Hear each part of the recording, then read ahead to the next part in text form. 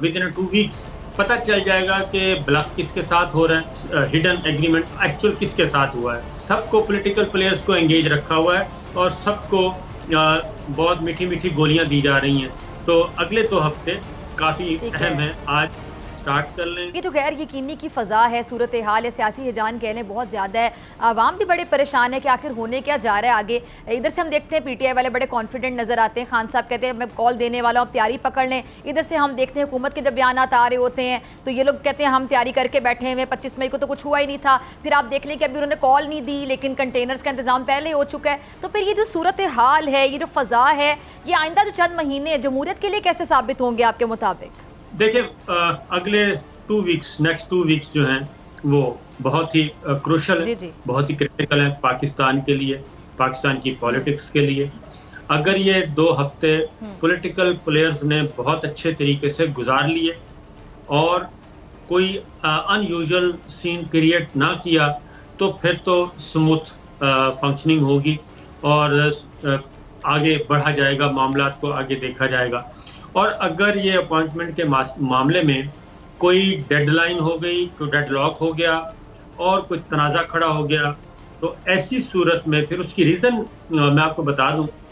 उसकी रीज़न ये है कि ये कैसे मुमकिन है कि आप यक वक्त इमरान खान को भी खुश रखें, शहबाज शरीफ को भी खुश रखें, नवाज शरीफ को भी खुश रखें, जरदारी साहब को भी खुश रखें, मौलाना फजल रहमान को भी खुश रखें। ये पॉसिबल नहीं है।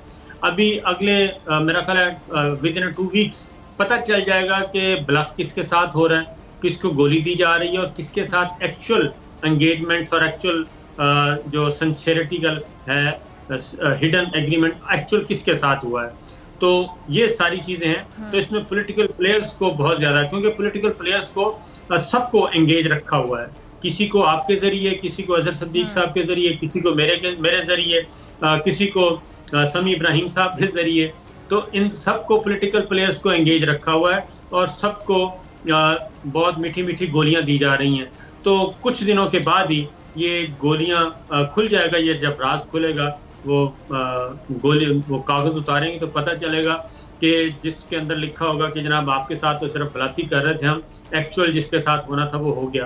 तो अगले 2 हफ्ते काफी अहम है। आज स्टार्ट कर लें, बहुत इंपॉर्टेंट है। उसमें समरी में मूव होना है। समरी में क्या है, कौन से खुशकिस्मत नसीब होंगे जिनके नाम होंगे, फिर उसकी तरतीब कैसे होगी, सारी चीजें होनी है। ठीक है आज़ाद साहब, बाकी अब चेंजेस तो आ रहे हैं। सब पंजाब में देख लें कि वज़ीर दाखिला की तब्दीली की ज़रूरत पेश आ गई। उमर चीमा साहब को बना दिया गया। ये तब्दीली की ज़रूरत क्यों पेश आई जो उनको मुशीर दाखिला पंजाब बना दिया गया? देखिए, एक बात तो अपना फिजा जो समझने की बात है, ये पावर पॉलिटिक्स या पावर कॉरिडोर्स में इमरान खान साहब रवायती सियासत तो कर नहीं सके। जिस तरीके से आपको इन पावर कॉरिडोर्स में खेलना है वो आपके सामने है। ये वही FIA है जो इमरान खान साहब के दौर में किसी एक बंदे को पकड़ ना सकी।